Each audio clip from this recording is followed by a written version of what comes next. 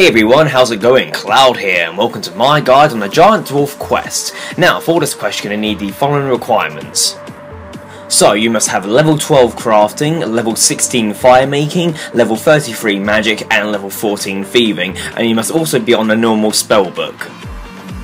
And as for items, you will need a fair few coins. Just make sure you got a good amount in your coin pouch. You will need a standard log that you can set fire to. You will need a piece of coal, an iron bar, runes to cast Telekinetic grab, which is 1 lore rune and 1 air rune. You will also need 3 cut sapphires and a Redberry Pie. And there'll be also a part in this quest where you're going to need a bunch of different ores and bars, which range from bronze to mithril. Now, these can be purchased when the quest requires it from the Grand Exchange, and I'll speak about that a bit later on. However, if you're one of these players who keeps a lot of ores and bars in your bank, you may have them when the time comes, but we'll go on about that a bit nearer the end.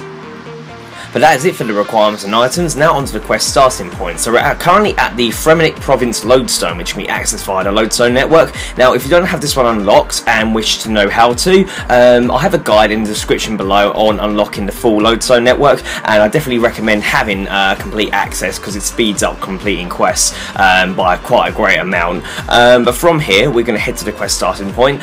So we need to head to a cave which is directly northeast of us, just before the Snowy Hunter area. I have an icon being displayed on the mini-map if you're not too sure where to go.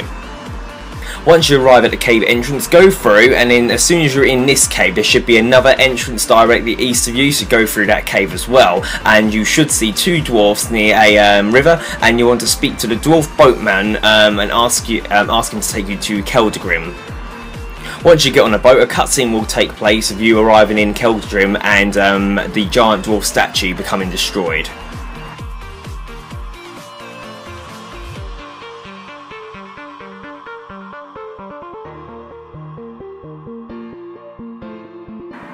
So after the cutscene has ended, you'll be arrested and taken to Commander Vildeban, and he'll say that your arrest was for nothing but to talk with him and ask you to replace the statue. After going through some dialogue, he'll advise you to go speak to Blazidir the Sculptor, who lives in the eastern side of Keldgrim across the bridge, and he's also south of the kebab shop. Again, you can watch where my player is going, and I also have another mini-map arrow being displayed.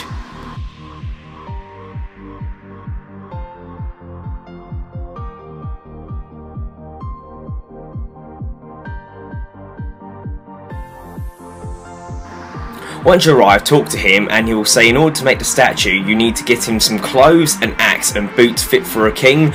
This will allow him to make a sculpture of his model wearing these items. So these 3 sections can be done in any order, but the order I'm going to give you will be the easiest method. So the first thing we need to do is speak to Vermundi, who is in the southwestern corner of the East Marketplace near the silk symbol. Again, just watch where I'm going, and I've got a mini-map icon being displayed. Speak to her about making king's clothes, and she'll say that she can, but first she needs a picture of the clothes. So what we need to do now is go speak to the librarian in the house in the northeast corner of West Keldgrim. So just watch where I'm going once again.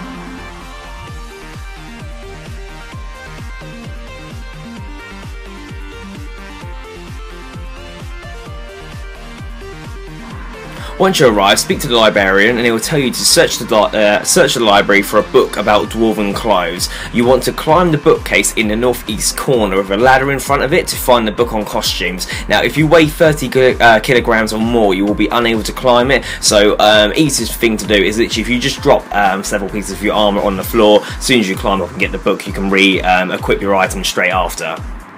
Now we have the book in our inventory. You want to take it back to Vermundi in the marketplace near the silk icon. Once you've shown her the book, she'll say that she needs a piece of coal and a set of logs to get her clothing machine running. Use them both on the spinning machine, and then use your tinderbox on the spinning machine as well. And then finally you need to pay her 200 coins for the exquisite clothes, and once they're in your inventory, go back to the sculptor's house and give the clothes to his model. So now we've done that, we need to go obtain the axe. So you need to speak to Santori, who is in the sword shop all the way in the northwest of West Keldgrim. Again, watch where I'm going on the mini-map to know where to go. So once you arrive, speak to him and he'll tell you that his family came to possess the battle axe, but mentions that it has been damaged and that the sapphires on the hilt have either been stolen or washed away. He will also mention that to rebuild the blade, only a Imcando Dwarf could repair it. So once you've got the battle axe in your inventory, use the 3 sapphires on it to rebuild the hilt and show it to him. He'll say it looks better, but then says the blade is still not up to scratch, and now we need to go speak to a Imcando Dwarf in order to find him. Now, if you've completed the Knight's Sword quest, you can completely skip this bit and go straight to the Imcando Dwarf.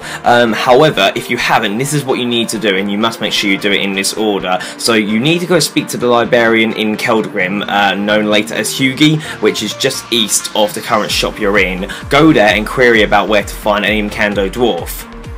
Once you've done that, you then need to go to the Varrock library and go speak to Reldo, and then you'll be able to get the option about finding where the Imcando Dwarfs reside. If you haven't spoken to the librarian in Keldgrim first before you go speak to Reldo, you won't be able to get the bit around this quest, so very important. Obviously, however, if you've already done a Knight's Sword quest, you can head straight there. So either way, once you've done whatever steps I've just mentioned, you now need to teleport to the port stream Lodestone via the Lodestone network. Once you arrive, head directly south until you reach the smithing anvil just near Mudskipper Point, and you should see Fergo, the Imcando Dwarf. Once you arrive at Fergo's house, speak to him and ask him about repairing the axe. Now, if you've completed the Knight's Sword quest, you don't need to give him a Redberry Pie. However, if you haven't, then he will ask for a Redberry Pie in order to repair the battle axe for you, and will also say that he needs an iron bar in order to finish off the blade.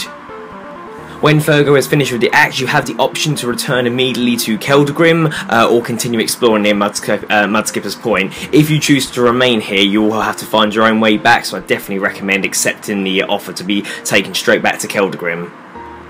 And once you're back in Keldgrim, go give the axe to the model in the sculptor's house.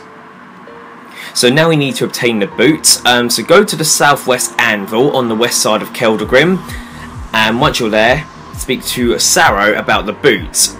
He will tell you that he sold them to Dromund, another dwarf in the Keldgrim, and now we need to go speak to Dromund in his house just north of the bank. When you arrive at his house and speak to him, he will not let you have the boots no matter what you say to him, so basically we have to steal them, so this is what you need to do. So when his back is turned, you need to take the left boot from the table when he's not looking. His back has to be turned to successfully steal the boot. The next boot will be a little bit harder to get, but not really with us. So you need to go outside and go around the house until you're at the window, which is right next to the right boot, and then you need to use Telekinetic grab on the boot from outside when Dromund is facing away from you. Once you've successfully got both boots, if you use them together, it will combine them into a pair of exquisite boots, and then you need to go take that back to the model. So once the model has all 3 items, speak to Blazidir the sculptor again, and he will tell you that the directors of the Conservatorium cannot agree on the face for the statue. He will agree to make the statue up to the neck, but your job is to get an agreement amongst the members. Now, there are 9 mining companies in the Conservatorium, each stationed in the upstairs of the marketplace, and you need to impress and join any one of them in order to finish the quest off. I personally recommend going for the green gemstone, only because they are the easiest to access in terms of travelling, and this will also help speed up completing the quest with this next step, which I'll get onto about in a minute. But anyways, we need to head to the marketplace area and then go upstairs, and I'll speak to you once you're there. Once you're upstairs, you should find yourself in the room of the Green Gemstones Secretary and Directors, and you need to go speak to the Secretary about joining the company and speaking to the Director, and they will get you to do a series of tasks before you're allowed to speak to the Director. So the Secretary will ask you to get him a few random ores in groups of 2 to 5, and you need to do this 5 times until you're allowed to speak to the Director, and you also have a time limit. Now, the easiest way to do this task, and you'll understand why I said joining the Green Gemstone, is if once you've asked for your task and you get given whatever thing, so say they've asked you to go obtain 3 iron ores, if you climb back down and then head over this direction here, you'll see there's the Keldgrim minecarts, and you can board one of them to go directly to the Grand Exchange. from there you can then purchase whatever ores or bars they requested for, and when they're in your inventory you're right next to the trapdoor, which takes you straight back to Keldgrim, and then you can go give them back to them. So that is going to be your most optimal way of doing it, and also it doesn't cost you to travel then. The only thing you're purchasing is the actual ores and bars for the secretaries. Obviously, as I mentioned at the beginning of the quest, if you're one of these players who likes to collect all your different items and that, you may well have some of these ores and bars in your inventory, in which case you can just obtain them from the bank in Keldgrim, then come back. But most of you probably will not have every single ore and bar they ask for, so this method will be the easiest. But like I said, you need to do this 5 times for the secretary, and he'll ask you for a different set of ores each time. I'll speak to you once you've finished that part. So after completing 5 tasks for the secretary, the secretary will inform you that the director wishes to speak to you, and now you can speak directly to the director. Bit of a tongue twister then, and he will give you a couple of tasks as well. However, this time he won't be asking for ores, he'll be asking for bars, and the plus side is we only need to do this twice. So again, whatever bars he asks for, using the same method as last time, you need to get the bars for him 2 times in order for him to allow you to join the company. So after you've done the 2 tasks for the director, after joining the company, and then the volunteer to support the director at the next meeting, and you'll get a message telling you to return to Commander Veldeban, who will take you to the meeting. So you want to head back to the commander, whose icon I've got marked on the mini-map, and once you're there, speak to him, and a long cutscene will take place of the meeting.